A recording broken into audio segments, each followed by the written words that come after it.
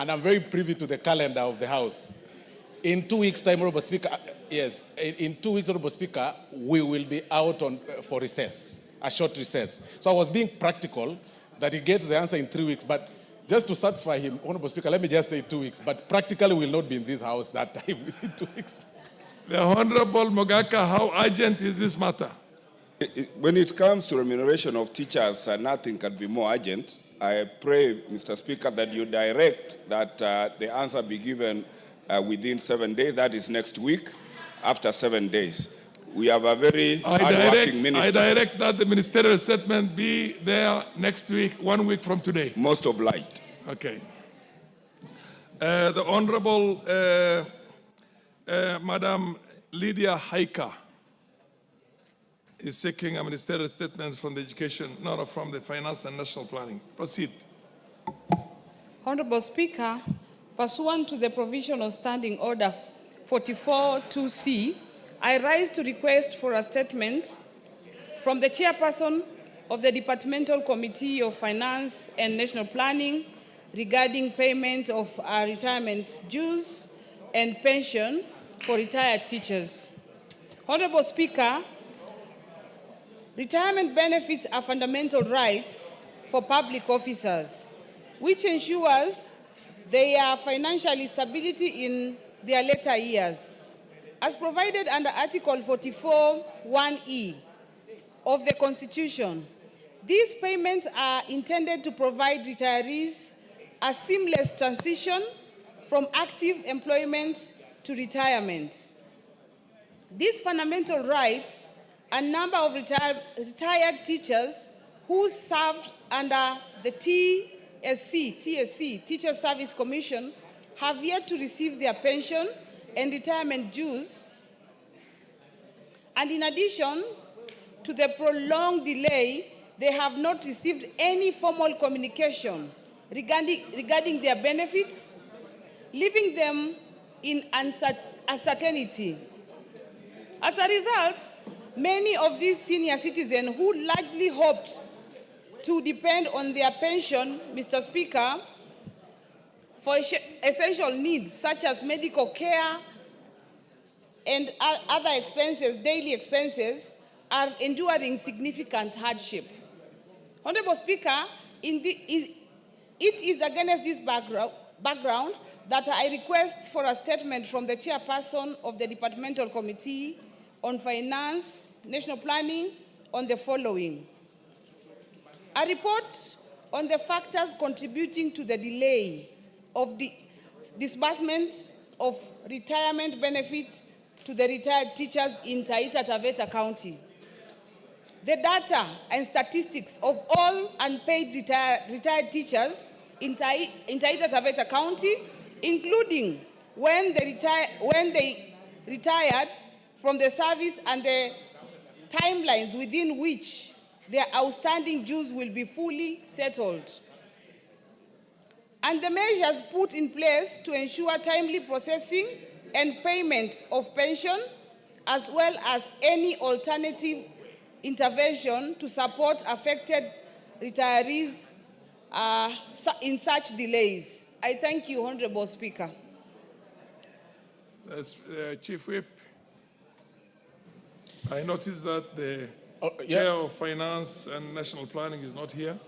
Honorable Speaker, like I said earlier, most of our colleagues are out of town representing all of us in the burial of our colleague, the Honorable Malulu Injendi. And, but I commit to pass the message to the Honorable Kuria Kimani and commit to have the answer in a week's time. In a week's time. Fair enough. What about the Honorable Geoffrey Ruku, MP for Mbere North?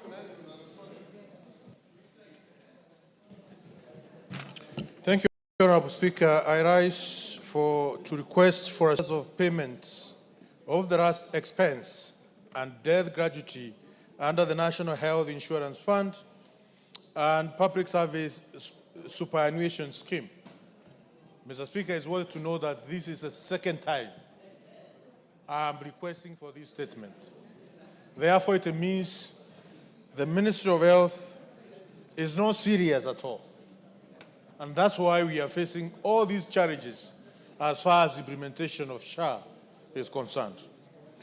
Honorable Speaker, pursuant to the provision of Standing Order 42(2)(c), I rise to request for a statement from the chairperson of the Departmental Committee on Health regarding the status of payment of RAS expense and death gratuity under the defunct National Health Insurance Fund, NHIF, and the Public Service Superannuation Scheme.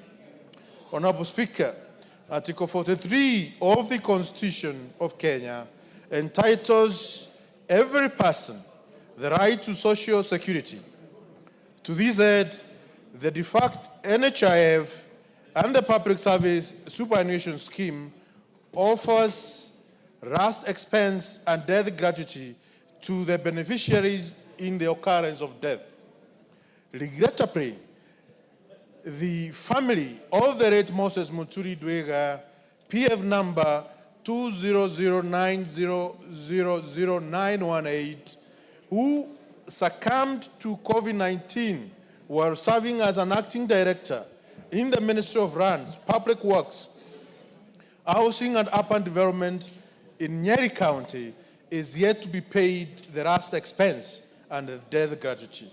This case is among the estimated 800 beneficiaries under the NHIF RAS expense scheme and 400 entitled to death gratuity under the Public Service Superannuation Scheme, particularly those who died between 2019 and 2021.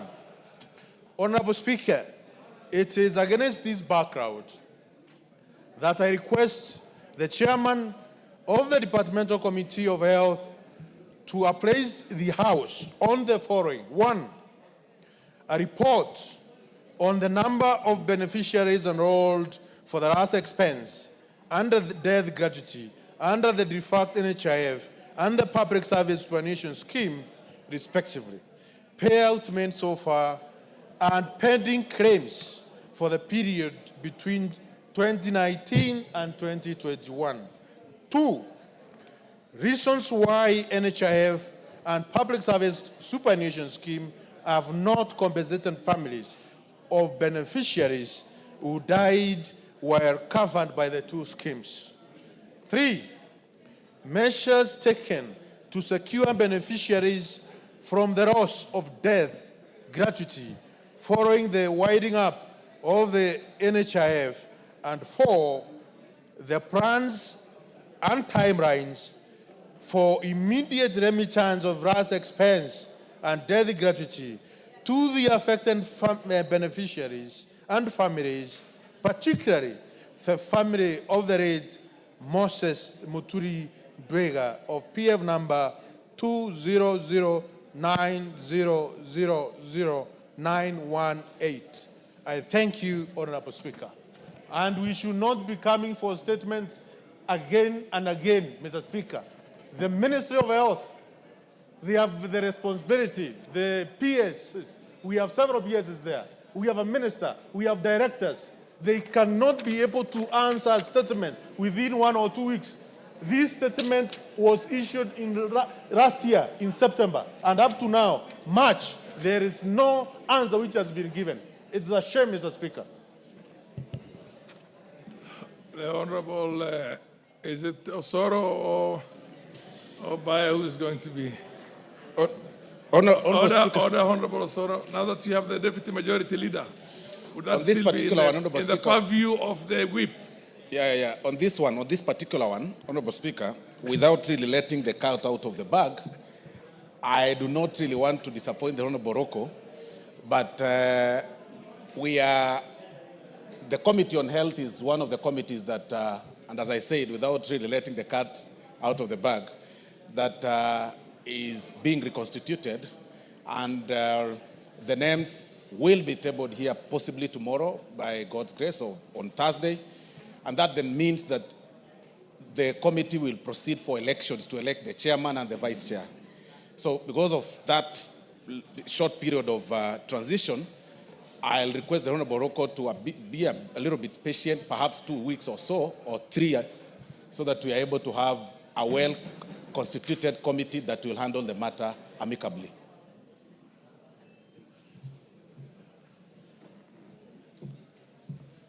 Fair enough. You say that the answer will be available in 2 weeks' time? 2 weeks, basically, the presumption is this week. Before the end of next week, you have it. Then we'll not have gone for recess yet. I want to be very practical. With the reconstitution of the committee, then it means they have to do elections within 7 days. If the names will be tabled on Wednesday or Thursday, we give them 7 days to reconstitute, to do elections of the chair and the vice chair. And then now, setting their agendas and such will require practically 3 weeks. Because also there is a session, we also do not want to lie to our colleague and tell him, in a week's time you'll have the answer.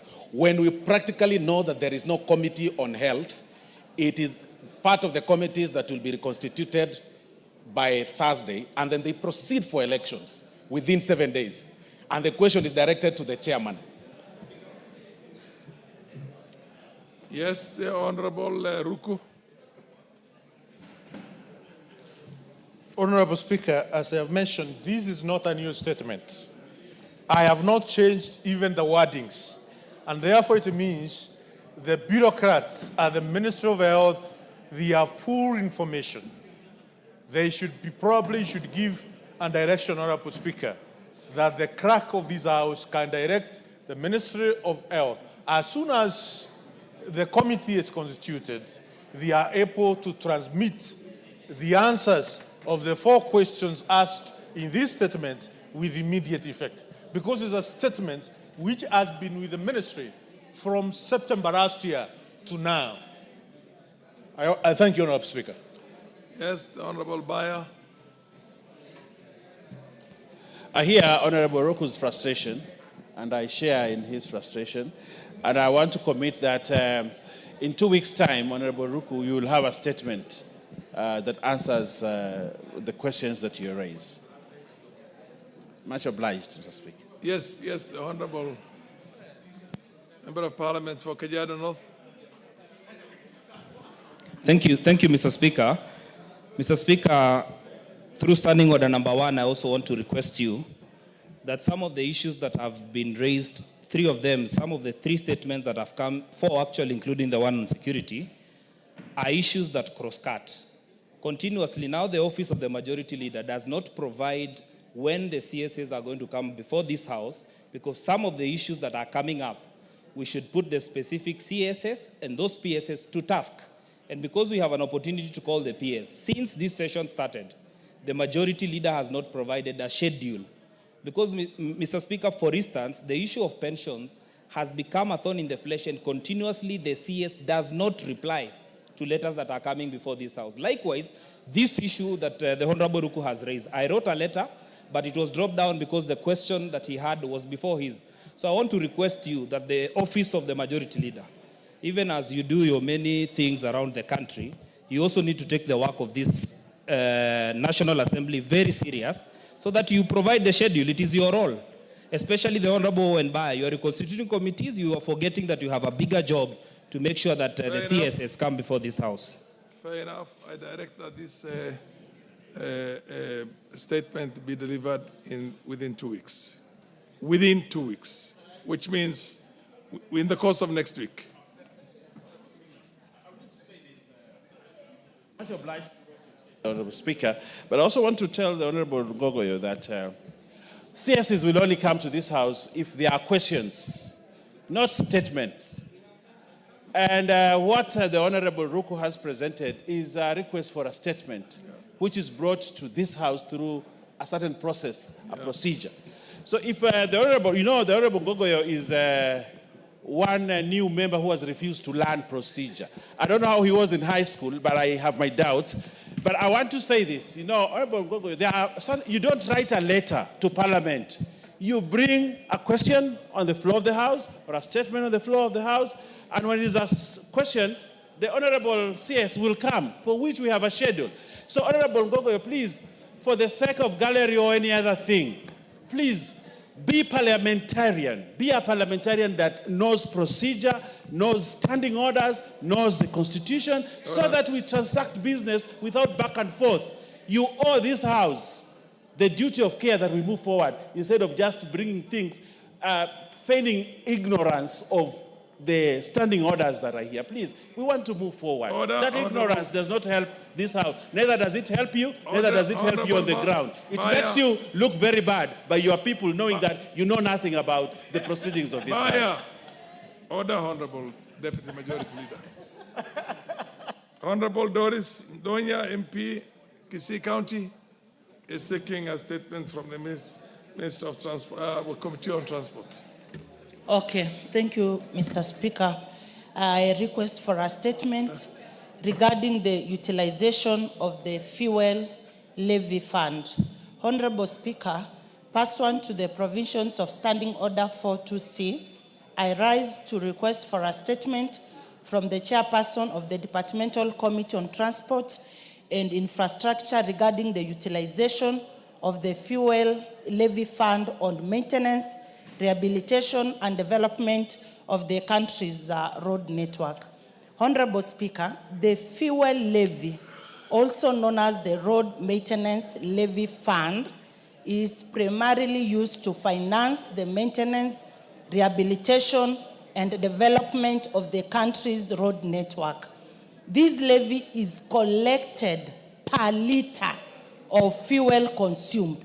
I repeat, this levy is collected per liter of fuel consumed. Recent increases in the levy have been implemented to address a significant backlog in road maintenance and to settle debts owed to road contractors. Honorable Speaker, even though 80% of the fuel levy is sourced from road users, the condition of most roads across the country remains poor, characterized by potholes, inadequate drainage, and stalled projects. The public rightfully expresses that the revenue from the fuel levy should lead to improved road infrastructure. However, this expectation has not been met. Concerns have been raised regarding the accountability of the relevant ministry in allocation and disbursement of these funds, including skewed distributions across the country. Honorable Speaker, it is against this background that I request for a statement from the chairperson of the Departmental Committee on Transport and Infrastructure on the following. 1, a report on the total collection and use of fuel levy for the maintenance, rehabilitation, and development of the country's road network over the past 3 years, including details of the specific roads. Steps implemented by the ministry to ensure transparency and accountability in the expenditure of the fuel levy fund. 3, the criteria used to prioritize road maintenance and construction projects funded from the fuel levy. 4, measures put in place to ensure timely completion of road projects funded from the fuel levy. And last, the status of disbursement of fuel levy fund between the national and county governments, and whether counties are sufficiently funded to maintain the roads under their jurisdiction. Thank you, Mr. Speaker. Mr. Speaker, I don't know if I can make one statement about this. I've asked for 5 statements in this House. I've been given null and void answers. For this one, I will wish the Committee on Infrastructure to give me an example of a road in Kisii which has been maintained last year from the fuel levy, because all the roads in Kisii, majority of them in Kisii County, are in a bad state. Thank you, Mr. Speaker. Yes, Honorable Bayer, the Deputy Majority Leader. Honorable Speaker, well, I acknowledge that we may have to give us 2 weeks to sort out her issue, and which is actually in order. The period that we request is 2 weeks. and we'll ensure that the Committee for Transport responds to your energy and both energy and transport responds to your question. But also, Honorable Speaker, just to let my good sister, very able women rep from Kisii, who has handled lions and gorillas, that you do not debate your own statement if you've read it. We have heard, very clear. But procedure is very clear that you don't start debating a statement that you just have read. Simple procedure of the House. We've heard you, and don't debate your statement. Thank you. Order, my majority leader.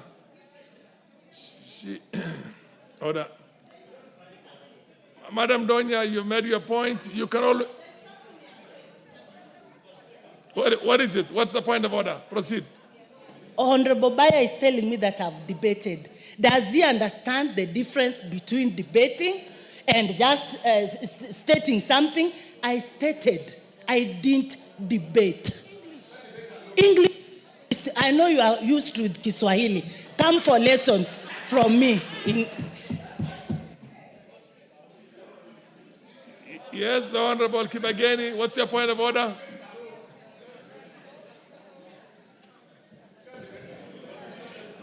Thank you, Honorable Speaker.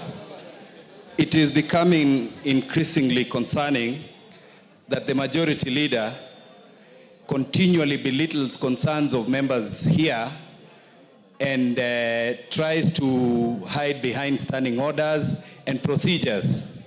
And I can see he's not even listening. I'm glad that he's being informed in Kiswahili so that he can get to understand. Order, Honorable Osoro. Order. You are in the leadership of the Parliament, and there's an important issue being raised and questions directed at you or concerns, and both of you are engaged in another small kamukunji. Proceed, Kibageni, and listen to what Kibageni raises, the concerns. Yeah. My concern goes to the majority leader and the majority whip, that they continue to belittle concerns of members, the questions and statements that are being made in the House by members representing their constituencies and Kenyans at large, whereby particularly the majority leader today, Honorable Baya, who has belittled our honorable women representative from Kisii County and other members who have raised concerns this afternoon.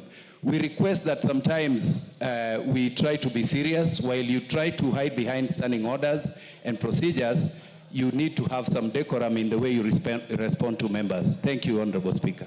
Yes, the Honorable Dr. Makali Mulu. What's your point of order?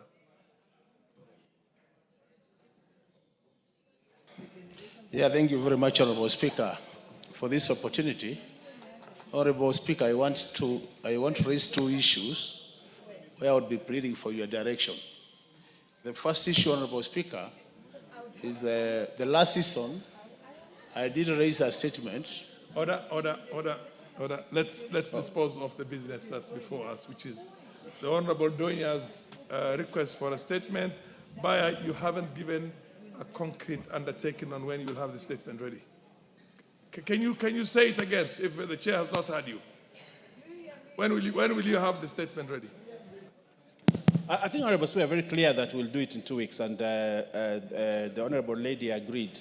In 2 weeks' time, I will inform the committee of... Within 2 weeks, because after 2 weeks, the House will be in recess, which means by next week you have to do. Yeah, but the report will be ready. Okay, fair enough. The statement will be ready. Okay.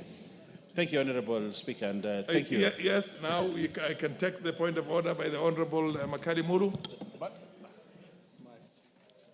Proceed. What's your point of order? Yeah, Honorable Speaker, I was saying I wanted. And I plead with the chair, with the majority leader and the majority whip, to please listen to the honorable member so that you can respond appropriately. Proceed, Makali Mulu. Oh, yeah, Honorable Speaker, I want to raise two issues which I want your direction on. The first issue, Honorable Speaker, is that during the immediate last season, we raised a question relating to a young man who was electrocuted. And we did agree with the chair of the Committee of Energy that the statement from the ministry was not good enough. And there was need to have a meeting between the CS, the committee, and myself. That has not happened up to now. So I would want to hear, do I now raise a question again, or do we now, what is the way forward? The second matter, Honorable Speaker, is when we went for the parliamentary retreat in Naivasha, the CS, Treasury, made a presentation. And in the same time, he gave a commitment that before the end of the month of February, he will have released money for CDF, more so for bursaries, Honorable Speaker. Honorable Speaker, now we are 4th March, 2025. And unless I'm not well updated, I don't think any money has been released to the constituencies. I know the select committee time has elapsed, but we have the leadership of this House, the majority leader. How I wish, Honorable Speaker, that we could be updated on where we are. Why am I raising this matter, Honorable Speaker? Is because I think, Honorable Speaker, the executive has started taking this House for a ride. They give commitments in terms of timelines, they never honor them. I don't know for how long are we going to continue this way, Honorable Speaker.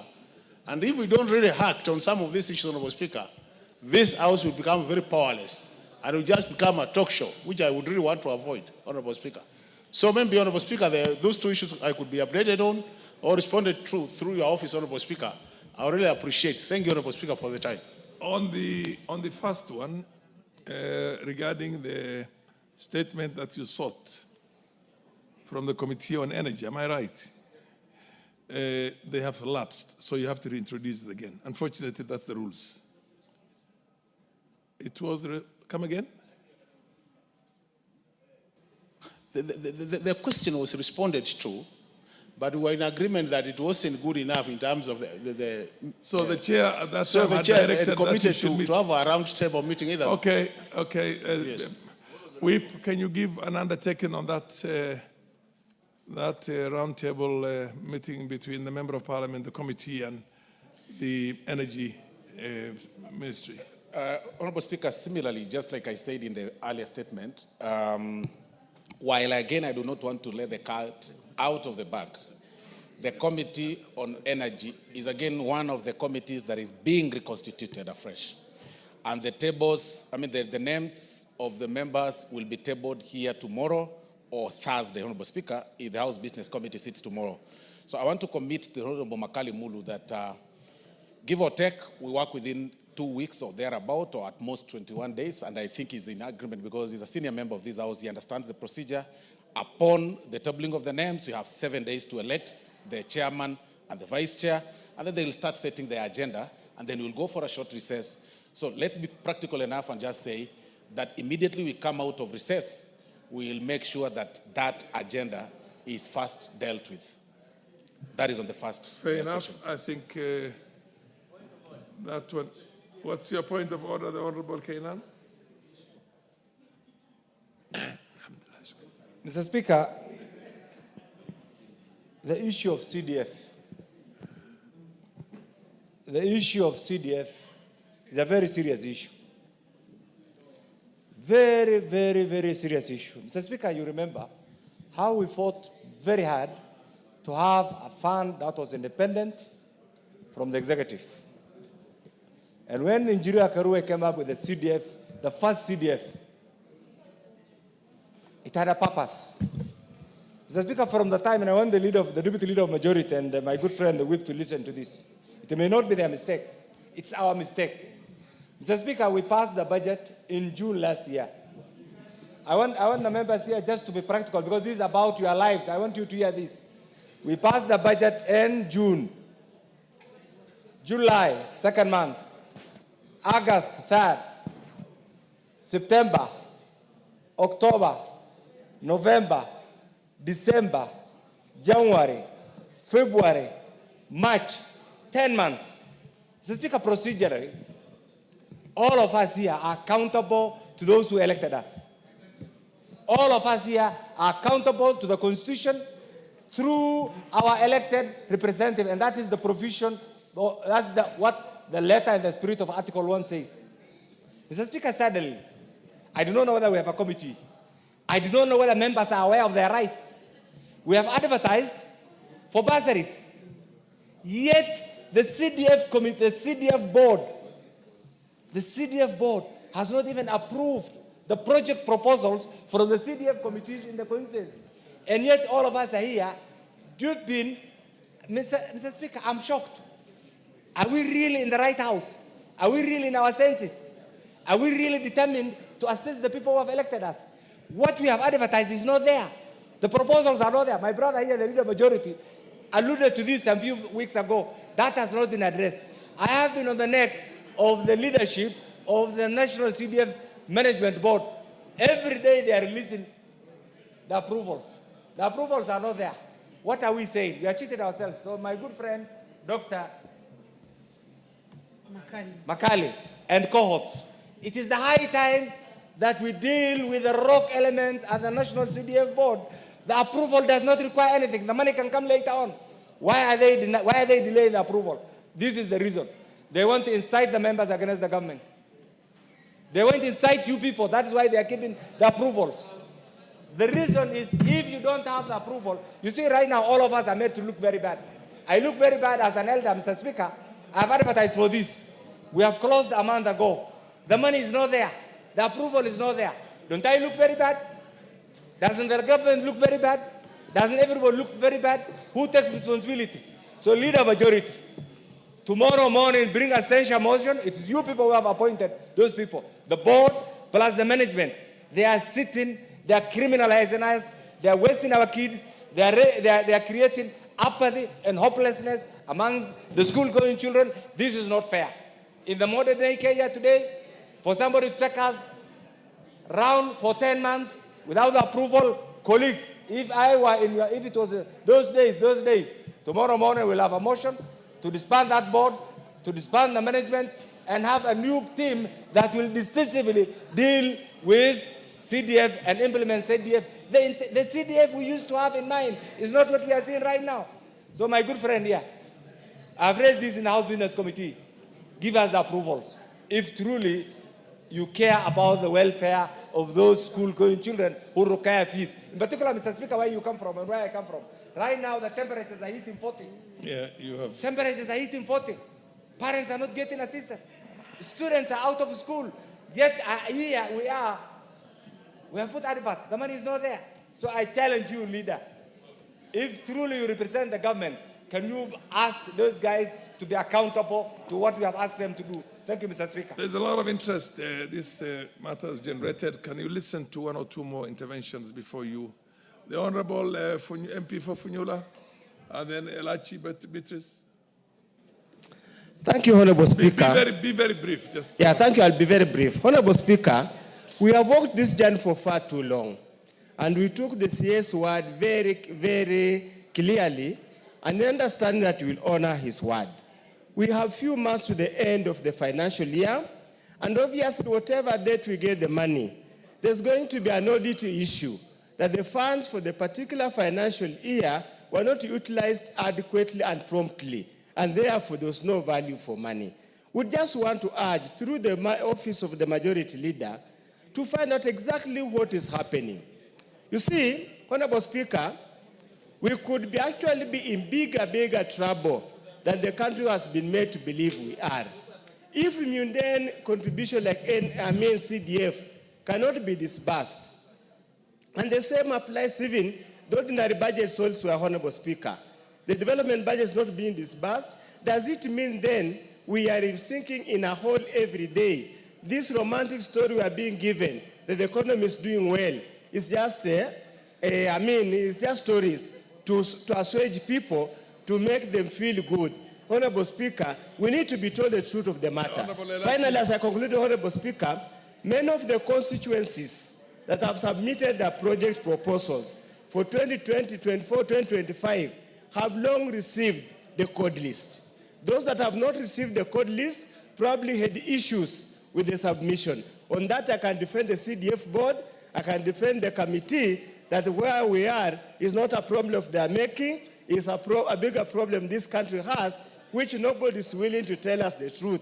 The truth which shall set us free. Thank you, Honorable Speaker. Yeah, Elachi Beatrice. Thank you, Mr. Speaker. Mr. Speaker, I also want to just weigh in and say, you know, sometimes, especially right now when the students had come home, they have finished their midterm, they are going back. One of the challenges many of them face, Mr. Speaker, is the children who, especially who are vulnerable, orphans, who know very well it is just through CDF I'm going back to school. But having said that, I believe the CS released money last week, if I am not wrong. And so I think it is the board now that needs to give us clarification or to tell us, after they released the money, have they released? Have they released the code lists? Have they released the AIs so that people can now start going through? For us who had finished, we had checks, we are waiting for them to give us the money so that the checks are also signed. So, Mr. Speaker, it's just a web that needs to be clarified, and I think that's what we need to look at. And I need to tell the board, while we support you, you need to always remember, bursary is the most sensitive thing in this whole thing of NCGDF. So you don't joke with bursary. You can joke with development, but bursary for students, it's not right. Thank you, Mr. Speaker. Honorable Russell, are you also on the same? Thank you very much, Honorable Speaker. Be brief, very brief. Honorable Speaker, I want to thank Honorable Makalimulu for raising this issue. I think we have been going to the CDF board since beginning of the year and also before we went on the long recess. CDF is not any common fund. It is fund. That's why these young people in the gallery, that's why they go to school. Many places, particularly in those arid and semi-arid lands, and also in the rural areas, people are fully dependent on availability of CDF. So for that reason, I think it is not about the availability of the committees. It is not availability of the board. If funds are available, these are supposed to be funds that should be remitted automatically to the constituency fund managers. So for that reason, Mr. Speaker, I think without really wasting a lot of time and making this house a talking shop, we must be told when are funds available so that we are able to dispense of even with the bursaries. Thank you, Honorable Speaker. The Honorable Osoro Obaya, one of you should take up the... Proceed, Osoro. Thank you very much, Honorable Speaker. Honorable Speaker, this is one of the rare moments, Honorable Speaker, that I remove the hat of Chief Whip of the majority and simply be a member for South Mogrango, Honorable Speaker. Honorable Speaker, because this issue of CDF affects all of us, and from whichever side one wants to speak from, it's really something that any honorable member should hold dear to their heart, Honorable Speaker. And from the onset, like the Honorable Elachi has said, I want to set the record straight that indeed some money, as per today, Honorable Speaker, has been released to the board, and I hear 30 million is supposed to be sent to every constituency within this week, Honorable Speaker. But that is not the point. The point, Honorable Speaker, that we should actually ask ourselves is the question, is the point of the board and the CEO CDF, Honorable Speaker. When Mr. Yusuf was acting, Honorable Speaker, as the CEO then in the last parliament, and so before this house approved him, he was very competent, Honorable Speaker. He was approachable, he was reachable, he was easily available for members, he was listening. I do not know what happened to him. That immediately was confirmed, Honorable Speaker, the gentleman changed and became something else. That some of the questions that the members are asking here, Honorable Speaker, could as easily be answered by the CEO of the board, Honorable Speaker. But he is not available for members. He is too big. He is turned to be so huge for members. And I think the board is also, is overrunning even the board, presumably, Honorable Speaker. The question is not even the provision or the availability of funds. Even the approvals of the proposals. Even upon the release of the 30 million, Honorable Speaker, the amount does not have a vote. You can't spend it. You will have it in the accounts, But the fund managers will tell you that your proposals have not been approved. We are waiting for the approvals from Nairobi. The board hasn't sat. That is the question. We need to redirect our energy to where our pain comes from. And the pain, Honorable Speaker, here is the CDF board and the CEO for the CDF, Honorable Speaker. We need to have them summoned when, of course, eventually we constitute these committees, Honorable Speaker, tomorrow, so that they appear before this House, Honorable Speaker. Because sometimes monies are released from Treasury and the board keeps that money to themselves for a month or 2 or 3. And when they release the funds, Honorable Speaker, they release the funds to the constituencies, but without the vote following the funds. So you have the money in the account, but you can't spend it, Honorable Speaker. This is the question of acting, the question of making somebody substantive, making somebody to hold that office substantively. When Yusuf Mbuno was acting, Honorable Speaker, he was the best. I think we need to have that office, have members or CEOs who act forever. Because these things of having people confirmed and then they behave this way, Honorable Speaker, it's really messy, Honorable Speaker. It is in this point, Honorable Speaker, some of us remove these hats that we hold in terms of just talking on behalf of the majority side and speak as members, because this thing affects us. We've advertised bursaries, Honorable Speaker. We have had our young people fill the forms, Honorable Speaker. It is 3 months. We have no funds. I mean, really, where do you want to defend? Whom do you defend here? I choose to stand in the point of the poor parents in my constituency. I choose to stand in the side of the students, Honorable Speaker, in my constituency, and I say that the board should face the committee and explain what the problem is. I beg to submit, Honorable Speaker. Thank you. Under circumstances in the absence, yes, Owen Baya, you want to add something? Okay, proceed, Owen Baya. Honorable Speaker, just before you weigh in on that, Karoli. The opportunity. Yes. I would really want to invite members to pay very keen attention to the budget policy statement with respect to the CDF. The reduction of CDF allocation is at 38 billion. So what we are discussing is just a tip of the iceberg. We have a bigger problem that we will be dealing with in the next few days. This is the only fund that works for the people. This is the only fund that leaves no pending bills. This is the only fund that is not overpriced in terms of procurement. If you study the current budget policy statement, which I have here, I've looked at the 170 pages, and I already have 15 issues to raise. One of them is the reduction of the allocation for CDF at 38 billion. That is the information I want to leave for the House. Thank you, Honorable Nyamai. Thank you very much, Honorable Speaker. Honorable Speaker, this matter of CDF disbursements is so serious that it cannot be ignored.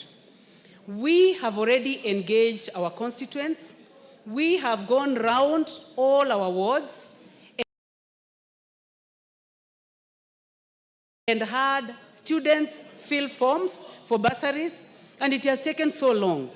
Now we are about, this is the beginning of March, and we did this work in December, Honorable Speaker.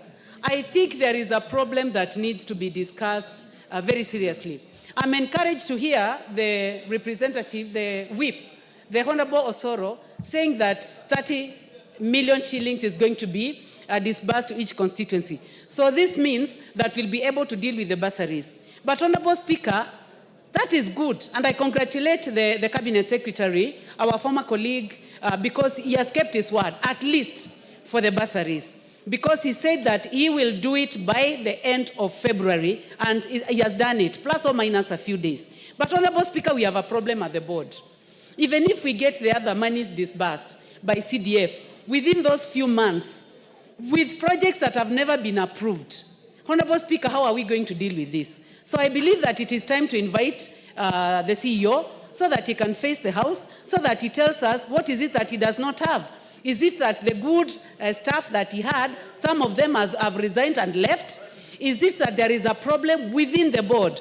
Because the way things were being done, the last 12 years, Honorable Baya and others who have been here for the last more than 12 years, we can attest that there is slow motion.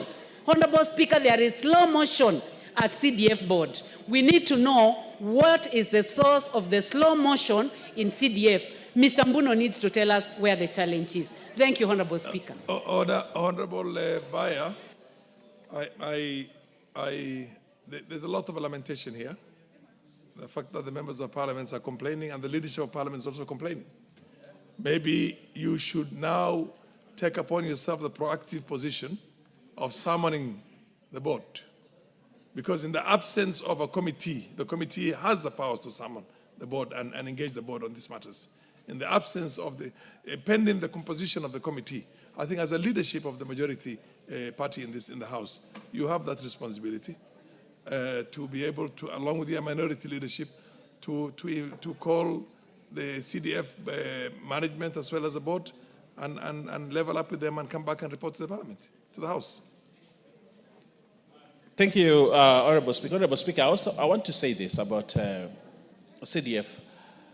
And I want to urge members here, this CDF, like has been said by Honorable Dr. Makali Mulu, is the only fund that we have that works, that has given us results, that has ensured equity in this country.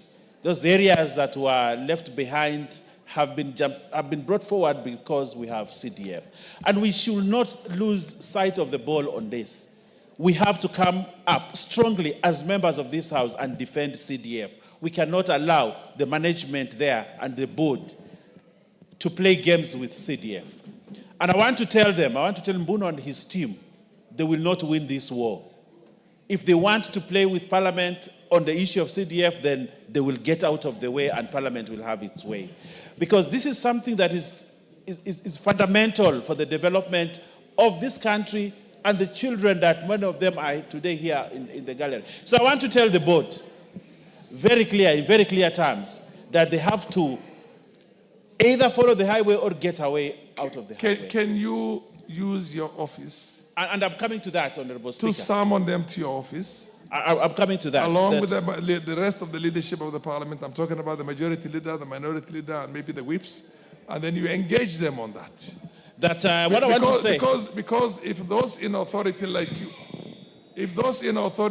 you, complain, and every other member of Parliament also complains, then you're not going anywhere. So I'm not complaining, Honorable Speaker. I'm making very strong statements. I'm not complaining. But you're complaining about the board and the management. No, I'm only telling them off. And Honorable Speaker, what I want to say is this, that we will summon the board here. Yes.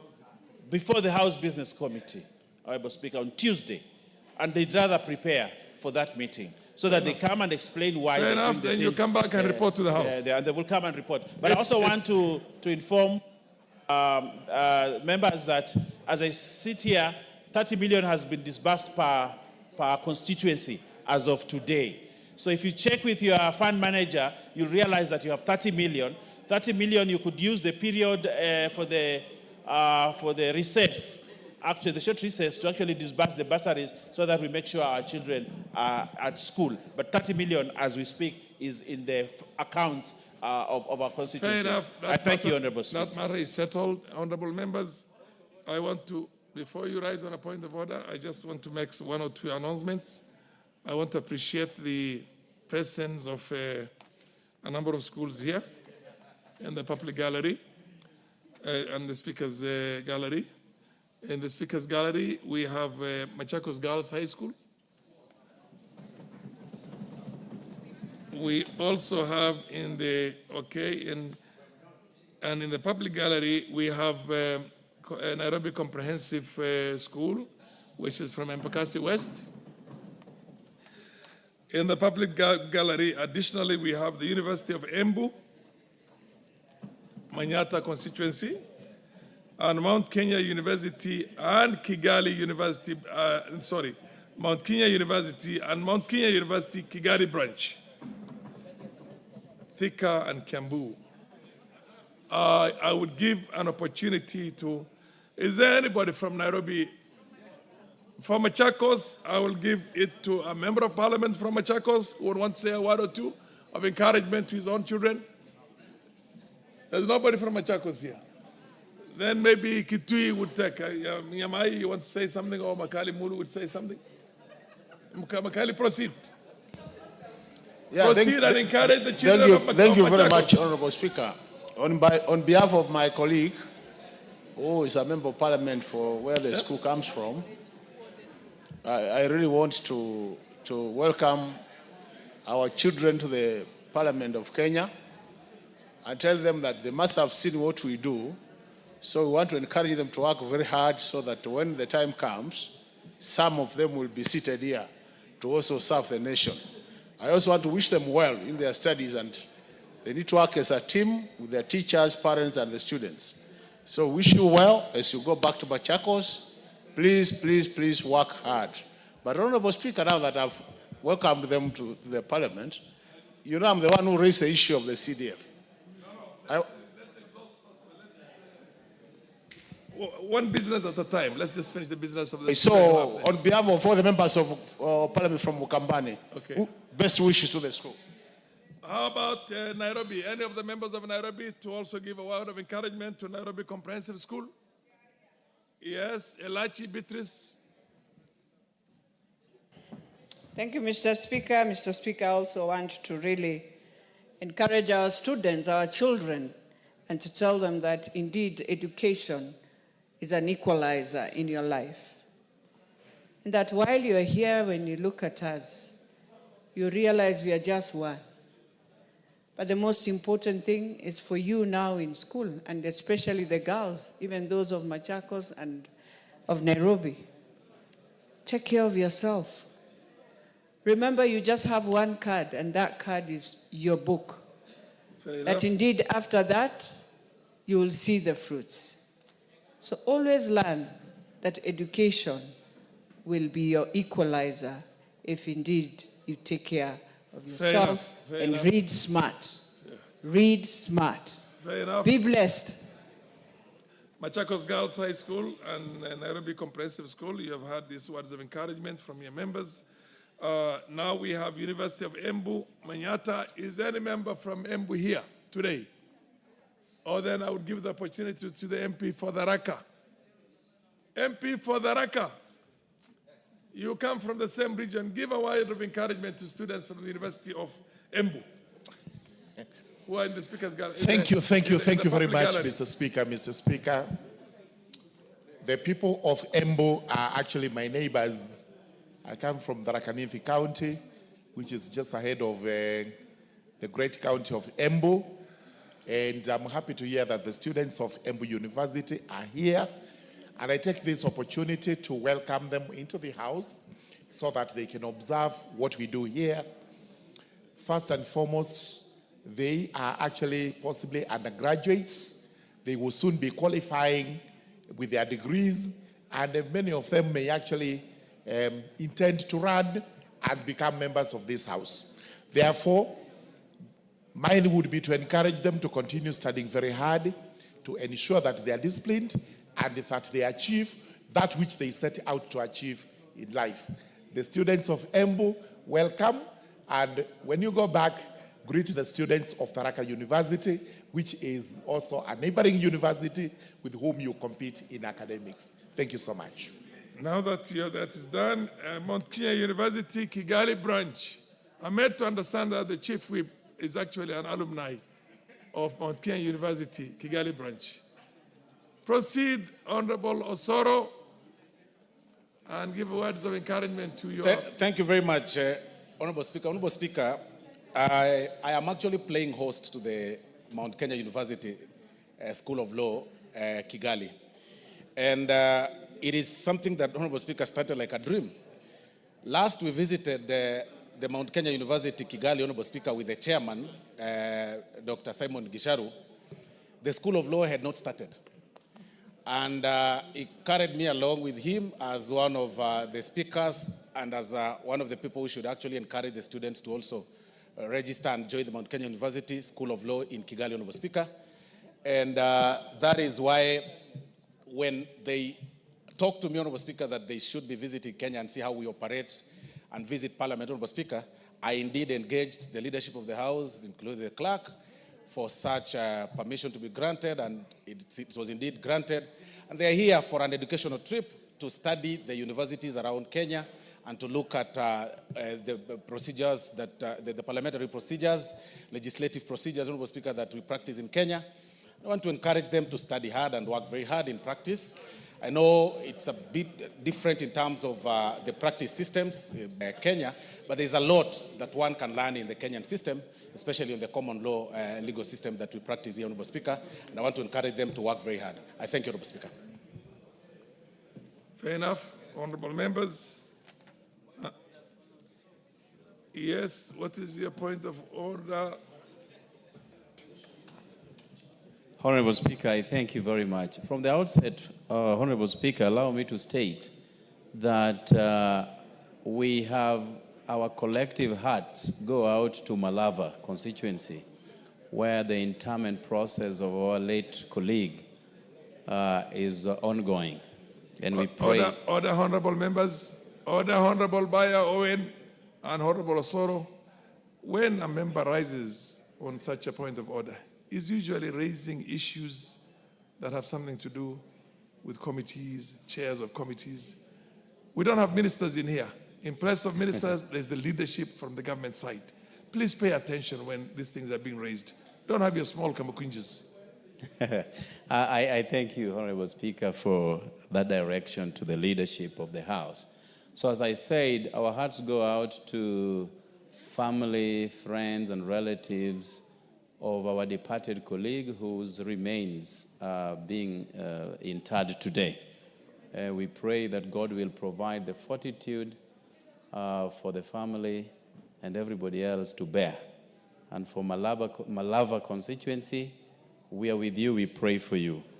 Honorable Speaker, for those who have cared to listen to me carefully the last 3 months, I have consistently raised a matter here that touches not just Nyando constituency, but many other constituencies represented in this House. Honorable Speaker, out of agitation of this House, the Speaker so directed the government to carry out a comprehensive appraisal of areas that qualify for hardship allowance and look into how the rest that deserve can be infused into the system, Honorable Speaker. The Honorable Makilap and the Honorable Raso, you both come from hardship areas. A matter on hardship areas is being raised. The Honorable Faith, Madam Faith. You can have your kamakunjis in the restaurants and other places, but not in the floor of the House. Thank you. And the Honorable Ochieng. Ochieng. Proceed. Honorable Speaker, I thank you once again. So, Honorable Speaker, the matter was actually picked by the government.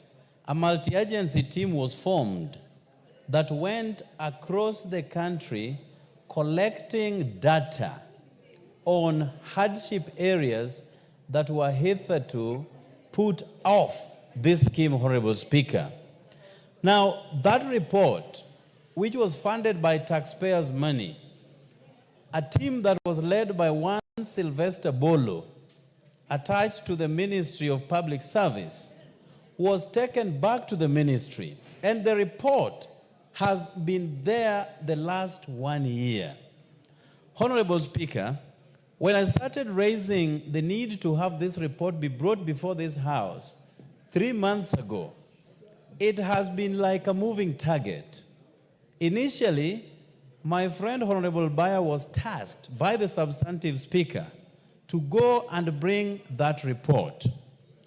The report was not forthcoming. I raised it once again, Honorable Speaker, and the majority leader was given the mandate to go and bring that report before this House. I can confirm that more than 50 constituencies deserve to be included into the hardship scheme, Honorable Speaker, more than 50. And that report delved very much onto those areas, Honorable Speaker, with a recommendation, so I heard, to be included into the hardship allowance scheme, Honorable Speaker. Now, whereas the substantive speaker has always asked for this report to be brought before this House, up to date, Honorable Speaker, we haven't seen it. Now, I would be remiss not to mention that the distance between where we are and the office of the Public Service Ministry here is barely 1 minute walk, Honorable Speaker. And why this has to take more than 3 months just for a simple report to be brought before this House, I am bewildered. Honorable Speaker, it is only this House that has the powers to dictate to the government that if such a report has mentioned certain areas to be included, that gazettement should ensue. Only this House can do that, Honorable Speaker. Why it is taking 3 months, the report was unveiled a year ago, and here we are still talking about the same thing, and as is characteristic of government offices where very good reports gather dust without any execution, Honorable Speaker. On this, we are not going to drop the ball as the House, Honorable Speaker. I therefore plead with you, Honorable Speaker, to ask the leadership that is here present, represented by very 3 capable individuals, to walk to the Harambee House right now, bring that report before this House, so that the House can direct when the gazettement, when the gazettement of those needy areas ought to be done, Honorable Speaker. Otherwise, it is going to be another charade in this House, Honorable Speaker, and this is the only House that never legislates in vain and never puts questions in vain and never asks anything in vain, Honorable Speaker.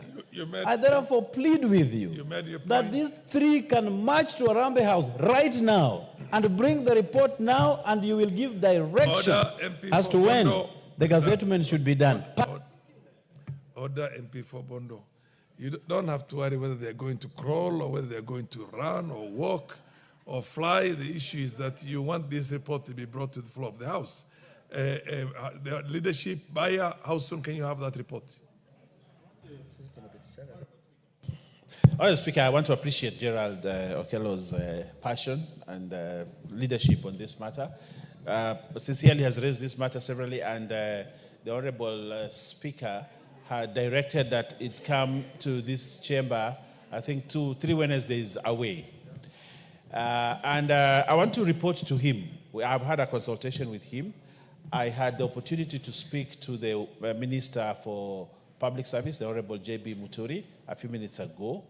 And he told me, and I'll quote him verbatim, that the report was yes on his table, but because this matter was a multi-agency, multi-sectoral matter, it was taken to the head of public service. And this report is yet to be signed. It has not been signed yet. And it's not in his office. It's not in the office of J.B. Muturi, as you say. It is in the office of the head of public service. And they are still going through the report. And when they are done, the report will be signed. It will be brought to the House for debate.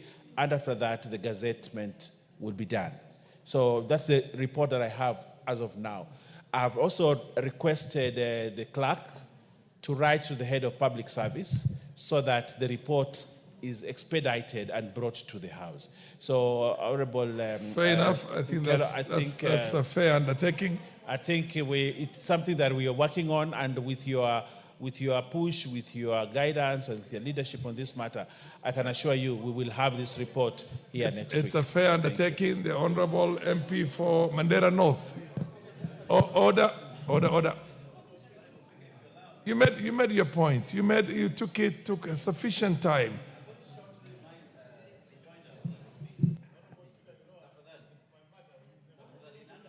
Yeah, what is it? Yeah, just hold your horse, the MP for Mandera North.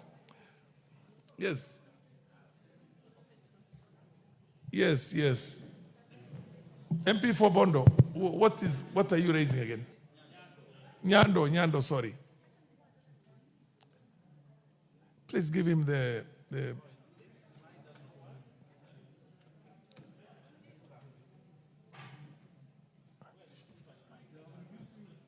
go to the ones at the back.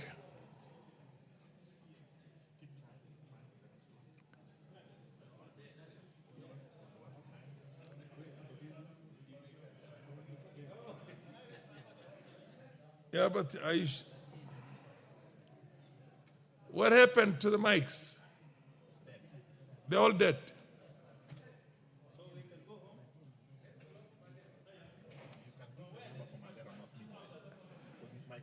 Yeah, the Honorable Member of Parliament from Mandera North. Is your mic working? Try, check it, see if you can. Oh, yes. Thank you, Honorable Speaker. Honorable Speaker, you know, this is a very blessed month, and I want to take this opportunity to wish you, as the chair, and all members of Parliament who profess the Islamic religion, a blessed month of Ramadan, and all Muslims across the country and the globe. Honorable Speaker, on the same context, the people of Mandera, especially Mandera town, who are in the month of Ramadan, have not had power since Ramadan actually began. As we speak right now, the people of Mandera town are going to Bulahawa to get their phones charged and buy cold water and cold drinks from Bulahawa, which is across in Somalia. It is very, very unfortunate that the people of Mandera East have been let down by Kenya Power, that there's no power as at now. The Honorable Osoro, the Honorable Bayer, there's a very important matter being raised by a Member of Parliament, and you're supposed to respond to that.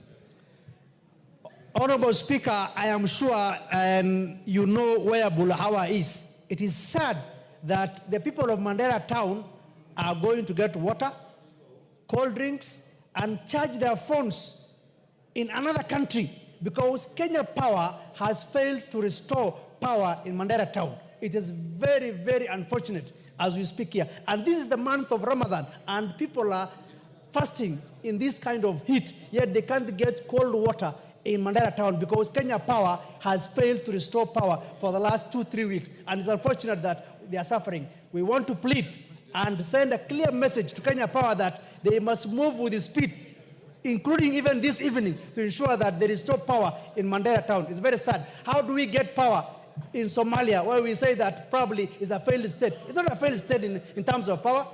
They're doing their things much better and organizing. How do we have power in Bulahawa? We don't have power in Mandera town. It's very sad. You Honorable, yes, you made your point. Honorable Memusi, is it on the same? Yes. Are you on the same matter that was raised by the Honorable MP for? Yes. Yes, just go to where he is then. He's next to you. The mic next to you is working. Thank you, Honorable Speaker. I'm actually shocked by the fact that Kenyans will be forced to cross over to a neighboring country. Into Somalia. Yes. A failed state. But Honorable Speaker, I support the MP. Kenya Power should act with urgency. But the reason why I wanted to catch your eye for a minute is on the issue of hardship allowance. Honorable Speaker, this issue of hardship allowance should be explained not just to this House, but to Kenyans. The rationale behind identifying areas to be classified as hardship area. For example, Honorable Speaker, in Kajiado Central, I have a sub-county called Oloilelai sub-county. If there is a remote place in this country, that is one of them. Teachers are having to commute hundreds of kilometers from schools that are far in. Imagine a teacher having to use a boda every day in the morning, and they have no hardship allowance. Honorable Speaker, this is an issue that must be brought to this House. I have taken up this issue. I've gone to TSC. TSC have said that it is a Ministry of Interior that does the classification. When you go to Ministry of Interior, they pass the ball over to TSC.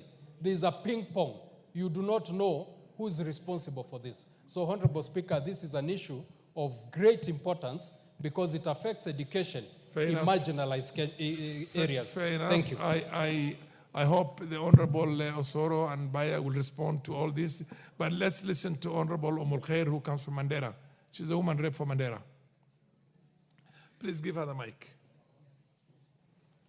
Thank you, Honorable Speaker. Honorable Speaker, I want to speak about the power outage in Mandera. As we speak, Mr. Speaker, knowing that we're in the month of Ramadan, the situation is dire.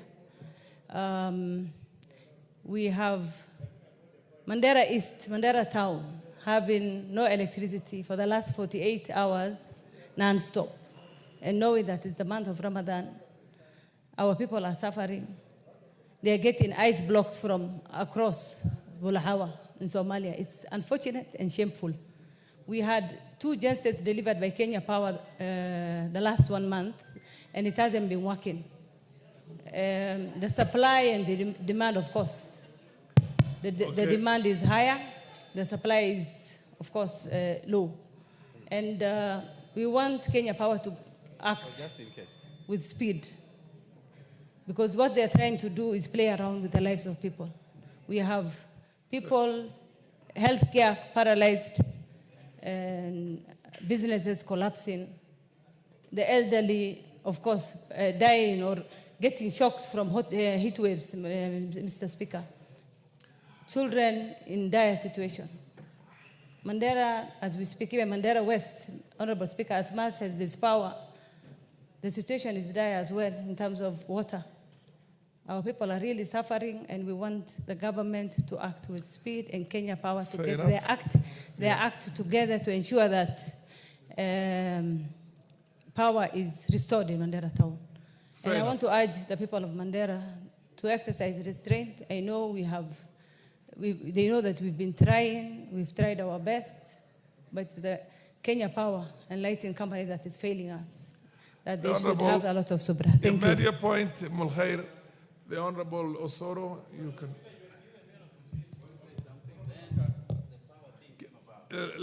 Well, would you want to respond to all of them, or you just want to respond to the power issue now?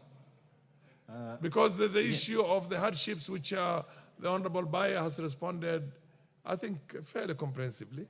Yeah, let me add this, Honorable Speaker. Yes. As I did say, it has been 1 year since the report was brought to Harambee House. 1 year, Honorable Speaker. What my brother, Honorable Bayer, the majority whip is saying is that they are still reading the report a year later, still reading. And the report has moved from the minister to the office of the Head of Public Service. Hopes, yeah, to Hopes. Honorable Speaker, if you're going to wait for people to read reports for 1 year, I think now that you've been confronted by twin issues, one of power, and you're going to give direction on the two, Honorable Speaker, it is important that we recognize that the report was brought 1 year ago. It is with the government offices, and it is Parliament that needs this report so that it can be acted upon. So as you give us direction, Honorable Speaker, I request that the report needs to be brought before this House soonest possible, and fair enough. most probably today. You made your point. The Honorable Osoro, I think, comprehensively respond to both. The 2 areas that have been mentioned, the power outages in Mandera, and frankly, the whole country in this month of Ramadan, because even in my constituency in the DAP, I wish I was not on the chair. I would have really contributed. We have power rationing. So then on the overall, how you'll engage KPLC and the rest to see that we respect Kenyans in this holy month now. Thank you very much, Honorable Speaker. Honorable Speaker, I first want to thank... And the issue of also the hardships, yes. The water, yes. I want to thank the Honorable Bashir for raising this very important matter, Honorable Speaker. And it's indeed unfortunate that in this time and era, that people still rely on power from a neighboring country. Yet they pay taxes in Kenya, and they live within this country, they live within the jurisdiction of this country, and they are Kenyans in all rights. So Honorable Bashir and the members that have spoken, very important. I mean, it really shows that we are representing our people very well. But Honorable Speaker, to answer to that, there has been an ongoing process under the Minister of Energy, Honorable Speaker, to light up the entire country. And if you agree with me, Honorable Speaker, just about 2 or 3 weeks ago, the head of state, alongside the Minister for Energy, Honorable Speaker, signed some agreements with some suppliers, Honorable Speaker. And there is a process to light up the entire region of the Northeastern, Honorable Speaker, as far as I'm concerned. But I do not want, Honorable Speaker, to hold brief for the ministry. I want to commit that in the next week, we will have the Committee of Energy respond comprehensively upon, of course, getting the minister himself before them and answer to the progress they are doing as far as energy is concerned, Honorable Speaker. But on the second point on water, the hardship and water, Honorable Speaker, it is unfortunate that 10 years post-devolution, we are still talking about water challenges. Because it would interest members to know that water is largely devolved. And much of the processes as far as water management is concerned, Honorable Speaker, is actually devolved. As we speak, Honorable Speaker, even as I answer the honorable members that have spoken about the water, a strange disease, a very mysterious disease, has befallen my people, Honorable Speaker, in the village. I mean, from the water. They have taken, today the ministry has given a report that they've been drinking contaminated water, Honorable Speaker. But who answers such? That question, Honorable Speaker, should be answered by the county government. That 10 years post-devolution, we still have challenges of water in our counties, even having been given huge amounts of money, Honorable Speaker, to manage the water challenges in the counties. We need sometimes to ask ourselves this question: what exactly are county governments doing as far as this water challenge is concerned? There is water resource, Honorable Speaker, is becoming very scarce by the day. The climate change issues, you know, we are currently, of course, the sun, like you've said, in the other part of the country is at, I mean, the heat is at 40 degrees, Honorable Speaker, as we speak right now. Nairobi currently is at about 35%, Honorable Speaker, 35 degrees Celsius. For the very first time in my region, Honorable Speaker, we are at 37. A place that rains every day, Honorable Speaker.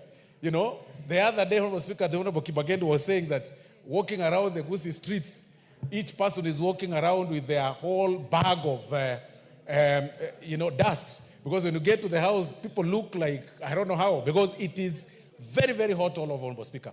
So even as we talk about those challenges, we perhaps need to pose this question to county governments, that while the national government should be working on the energy sector, like I've committed, the Energy Committee will handle this, and that I've said that there is a process already of procuring the supplies of energy, Honorable Speaker. Like you've seen, you saw the President sign some agreements with some suppliers, Honorable Speaker, and there is a lot of efforts to mitigate the challenges on that part. But on the water, Honorable Speaker, we need to pose this question to the right people. Nairobi, there is a challenge of water. Northeastern, there is challenges of water, Honorable Speaker. Gusii, in all the counties, there is a challenge of water. So we really do not know whether this responsibility, or rather the water issue, should revert back to national government for easier management or remain in the county government. Because that really, Honorable Speaker, may not really require the hardship allowance per se, or the hardship amount per se, money per se. It is actually the prerogative of the county governments to handle that. But instead, they've chosen to spend this money in other, to spend this money in other means, or rather in other forms, Honorable Speaker, through you know, putting in unreliable or unnecessary projects, Honorable Speaker, including moving around in convoys, Honorable Speaker, and carrying goons, and having 50 vehicles, Honorable Speaker, on the way, you know, and hiring cheering squads in functions. You know, nowadays they even have,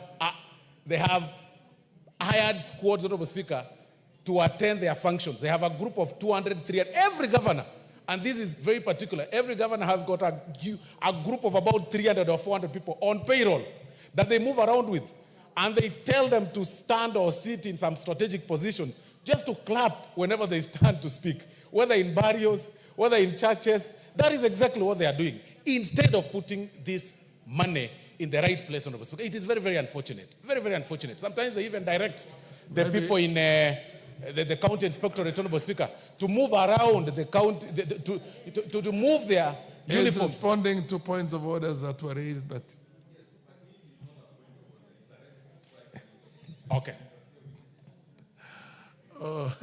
Otiende Amoro, proceed. Mr. Speaker, mine is a procedural point of order. And I appreciate the fact that 2 points of order were raised, and you've given the majority whip an opportunity not to respond, but to promise to respond. But now the majority whip is taking us on a lecture session of Kisii politics. How is that relevant to the 2 points of orders that were raised? And yet, Mr. Speaker, my substantive point of order is this. What's your substantive? We are 2 hours into a session. We have not come to the first substantive business for this afternoon. And some of us here came for a very specific reason. Mr. Speaker, order number 10 is an order on the NADCO. And it's a report that concerns matters of concern to these citizens, including security. As I speak here today, Mr. Speaker, this morning, I woke up to have lost 5 of my constituents. 5 ladies were buried alive, including a young girl of 27 years who is a graduate. I was hoping we would get to this order so that we speak to the very substantive issues of concern to the nation, and we can leave the issues of Kisii and Nyamira politics to another later session. Thank you, Mr. Speaker. Honorable Osoro. Honorable Osoro, I agree with you entirely that you are not empowered at all. Well, I shouldn't say at all, but at least under our current system and our constitution when it comes to issues, when it comes to issues of water. But all I want you to do is proceed and give a definitive undertaking on the issue of, I think you have settled out the issue of the hardships, the report itself, and the issue of the electricity outages in Mandera and many other places. We share your frustrations with you. Even the chair shares that with you. But it's for you to go and change the law so that if the county governments cannot perform in certain areas, the national government has the powers to step in and perform on that, and then, of course, deduct that from their allocations. So there are ways we can do things.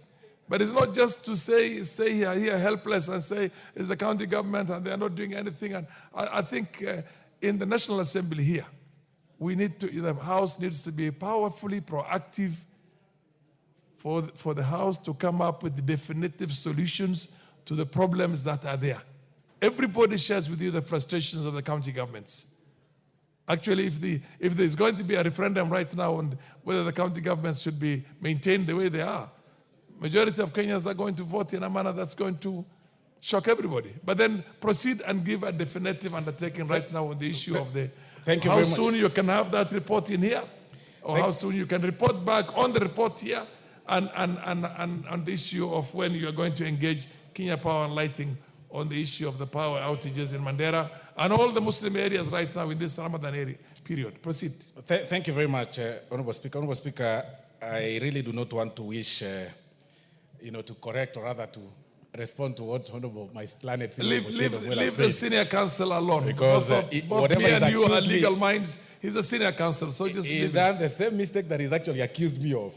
While raising a point of order, Honorable Speaker, he's mentioned his constituency, which was unrelated to this issue. He's an elder in the field, is allowed to make certain small mistakes. So proceed. Thank you very much, Honorable Speaker, and he should leave the radiator politics out of this when we respond to these questions.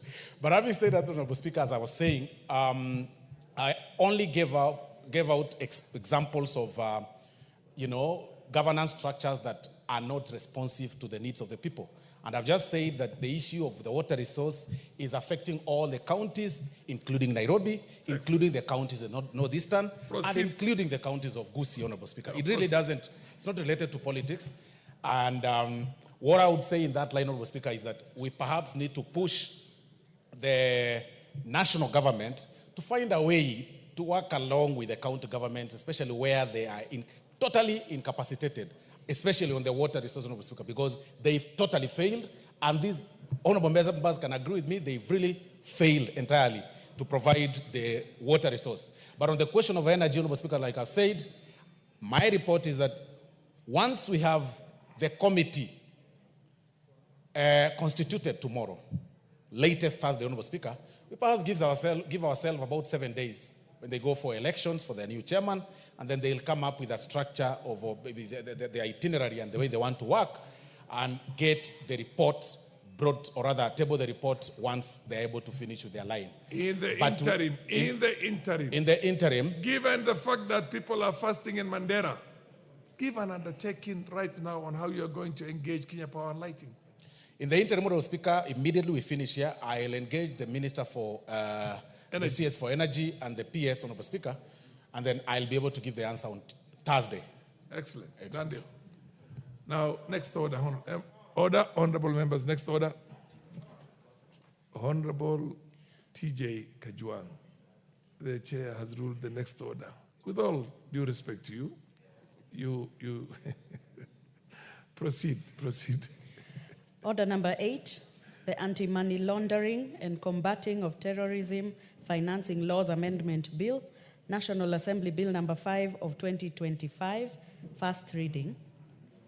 A bill for an act of parliament to amend the laws relating to anti-money laundering and combating of terrorism financing and proliferation financing and for connected purposes. Order number 9, the National Police Service Commission Amendment Bill, National Assembly Bill number 23 of 2024, second reading, resumption of debate. Yes, there was an honorable member who had a balance of 8 minutes. I think, what was Kipchumba? Kimayo. Honorable Kimayo is not around? Okay. Honorable members, yes, the MP, Madam Mayaka. Thank you, Honorable Speaker. Honorable Speaker, Your intervention. Order. He's on a point of order. The Honorable Murugara. Okay, fair enough. Okay, proceed. Yes, Mayaka, proceed. Thank you, Honorable Speaker. Honorable Speaker, I stand to support this particular... We have 1 hour, 2 minutes on this bill. I stand to support this particular amendments and thank the Honorable Peter Masara for bringing it forth. Because, Honorable Speaker, psychosocial support for our police officers is very, very vital. Because they have one of the hardest tasks of dealing with the citizens, with wananchi, and we need our police officers to be in the right frame of mind. Honorable Speaker, I like the fact that this particular bill will assist in, among other things, ensuring that there's valuable guidelines to our police officers in terms of stress management. And this will also help them to be able to cope with different situations that they are presented with, and also even for their personal development. Because, Honorable Speaker, we don't want to assume that when they are conducting the services that they do give us out there, that the police are not normal human beings. They are normal human beings, and therefore we have to ensure that they always have adequate psychosocial support while doing their job. Honorable Speaker, one of the recommendations that I'm seeing here is also the fact that this particular support should be able to be divulged to different county levels. And actually, Honorable Speaker, this would even be more beneficial to them if it goes right down to the police station, so that they're able to, anytime they want these particular services, then they're able to access them. Honorable Speaker, some of the advantages that will really help in this is because of their mental strength, because mental strength is very important. Secondly, self-esteem.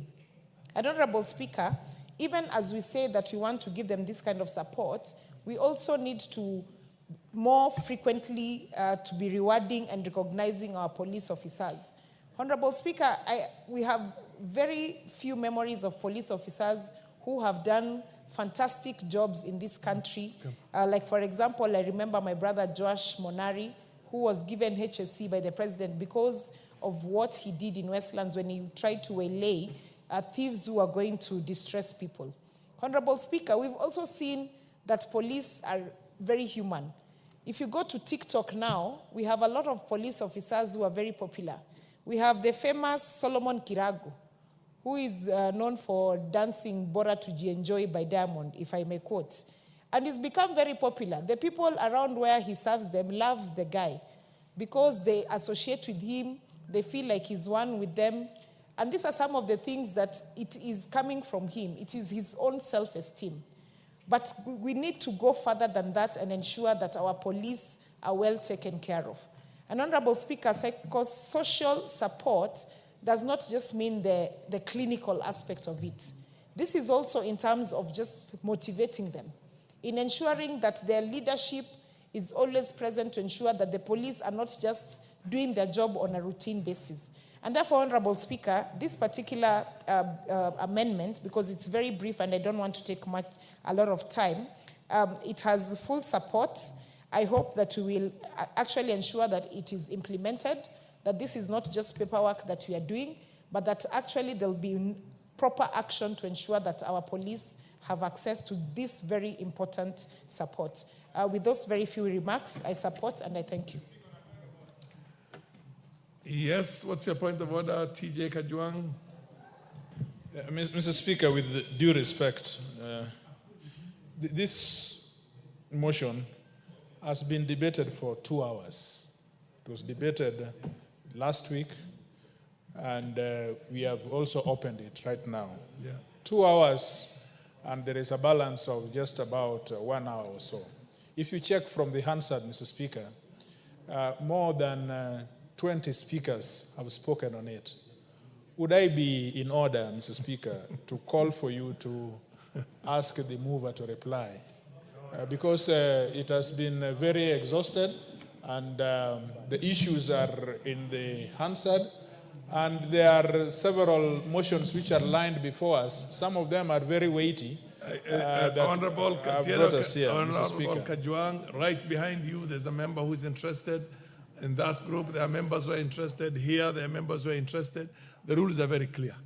The chair exercises that discretion, but also make sure, order. Also make sure that the democratic rights of certain minority is not muzzled. So, Honorable Murugara, proceed and contribute on the bill. Thank you. Thank you very much, Mr. Speaker. Mr. Speaker, yes, I agree with the Honorable TJ that most of the members of the House have actually agreed and supported this bill. But it's also important that we today, because that was then, we also voice a bit of support before we move to the next very important topic or matter on the order paper for this afternoon. Mr. Speaker, allow me to thank the Honorable Masara, because Honorable Masara must have sat down and thought about this bill. He thought through it, and he came up with these very, very important provisions, which he wants they be introduced to the National Police Service Commission Act. Because most of the time, and this is becoming very frequent, that when somebody is employed, everybody thinks a favor has been done to that person, and therefore he should go out there, work, and take care of himself, his family, and anybody else who depends on that person. Nobody sits back to ask how that person is going to work, under what conditions he's going to work, and how it affects that person's mental health. And this applies principally to our police officers, and by extension, to other forces that are disciplined. We've just seen soldiers coming back from Somalia, where they were on a peacekeeping mission, and most of them are in a deplorable state of mind. They've lost it.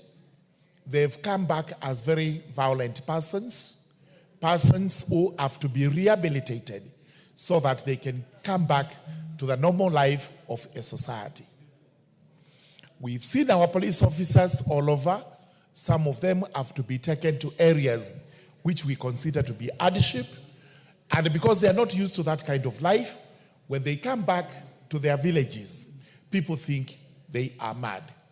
And therefore, we now start speaking ill about those who work in the disciplined forces, those who work in the National Police Service, or anywhere else. Therefore, this act by Honorable Masara is timely. that we now need to have programs in place. And we start by legislating for the Kenya Police. And I keep on saying, I have a special interest in the Kenya Police, the National Police Service. I got brothers and sisters who work there, cousins and other relatives. And I always sympathize with everything to do with the National Police Service. Number one, they still do not have what we would call a commensurate pay. They lack that. They are still paid paltry sums of money, which they are supposed to live on and educate their children. And this is becoming a burden to them. They also live in deplorable state where they do not have good houses. Some of them are in tents, others are in makeshift houses where they share a number of families into one room. This is deplorable. So this affects them. And this is why now we have these two sections being introduced by Honorable Masara, that the commission is now under an obligation as a function of the commission, the National Police Service Commission, to establish psychosocial units and formulate programs to promote the mental health and well-being of police officers. From time to time, we have these police officers who require rehabilitation. Some of them have ended in Mathare, and Mathare Hospital is not a rehabilitation center. In fact, it demeans them to take them there because we think they got mental illness. So, the police now have to, under the new Section 12A, provide officers with resources for purposes of their mental health. And let nobody ask where these resources will come from. I can assure this country is not as poor as many people think. It's only that sometimes we are questioned how we apply our resources. Whichever way and whatever we do with those resources, let us apply some of those resources to our police officers so that they are given resources to make sure that they do not lose it when they are working. Number two, they shall in every county establish well-equipped centers in offices, camps, training colleges, and communities for police officers to receive the psychosocial support. That from time to time, policemen are human beings. Let them have a place they can go to, even if it is for counseling, even if it is for whatever other help they require from the society, so that they are integrated back. I mean, it's common sense. You got a gun, you're on your duty, and you confronted by a thug.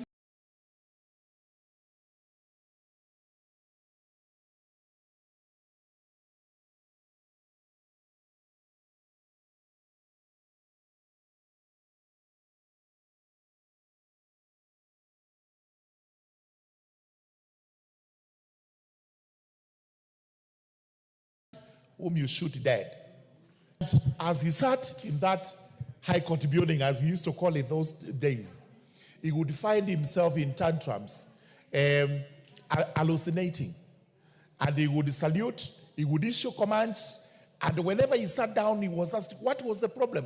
He would say, I have just seen myself in those airplanes of 1942 to 45, flying over some city and bombing that city. He needed such service. It was not available, and so therefore Chief Justice Cecil Miller was not helped. In fact, it's not just for the disciplined forces. Let's extend this to all our civil servants, and especially those who work in hardship areas, where life is not as normal as it is in other areas. Let's have a way of trying to help them so that they are integrated back into the society to become better persons. And those areas include my own constituency, Tharaka. It's a hardship area. The police officers who go there do not earn any hardship allowance the civil servants who are there do not earn any hardship allowance. And this is why I was taking it up yesterday to ask, why should Tharaka, for purposes of its civil servants, just like it has done to teachers through TSC, they receive a hardship allowance, as it has happened to judicial officers through JSC, they receive a hardship allowance. Let us also have civil servants in the Tharaka constituency, in the Egambangombe sub-county, receiving hardship allowances so that they are able to work better in the country. With those remarks, I beg to support. The Honorable Mutuse, I see your name here. Are you here for something else, or you want to contribute on Mr. Speaker, I was in support of the call by the Honorable TJ for the mover to be called to reply. The Honorable Basil.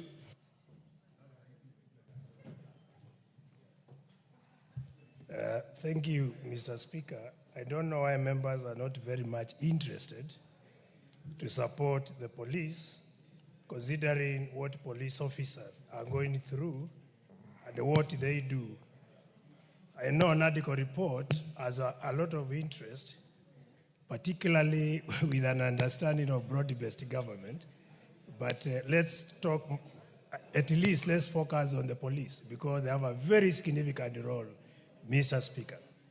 The reason why I actually applaud my brother, Honorable Masara, for bringing this particular bill, the bill of 2023-2024, that is bill number 23 of 2024, is because if you look at our police officers, majority of them, they are extremely stressed.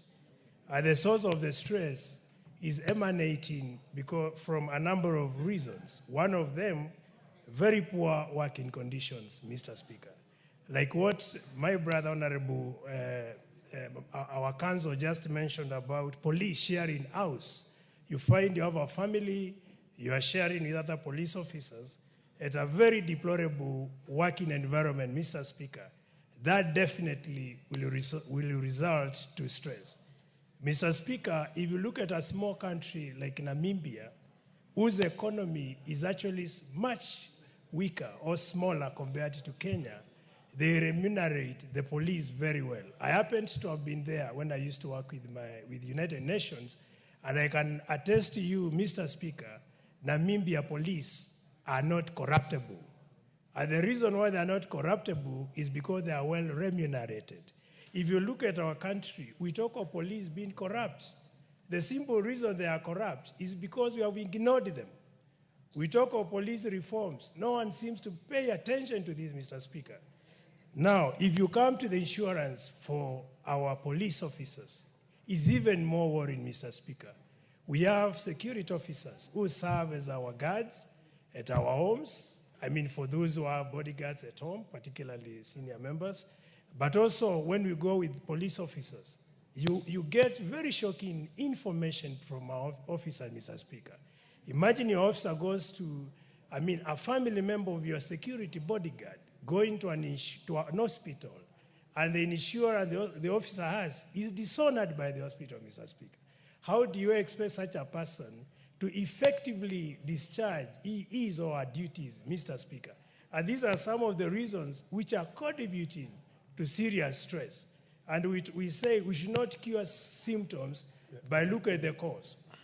So as much as we come up with programs to support psychosocial well-being of our police officers, we must factor what is contributing to this stress, Mr. Speaker, and that is where the rock or where the whole issue starts from, Mr. Speaker.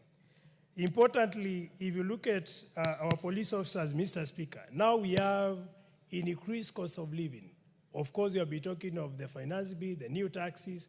Everyone is feeling the pinch, and their salaries are at the same level, Mr. Speaker.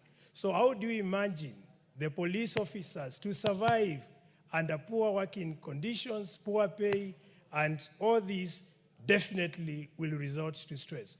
We have been seeing some of the results of stress, Mr. Speaker, where officers have actually committed suicide, taking away their lives, others even shooting their bosses, committing crime when they are supposed to restore order and peace, Mr. Speaker, because of the stress which has built over time, Mr. Speaker.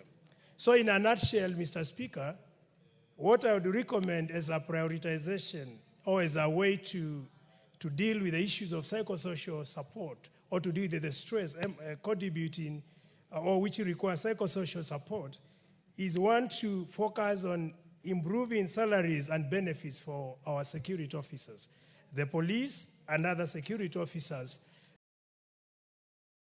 in that order, Mr. Speaker. We also need to look at better housing and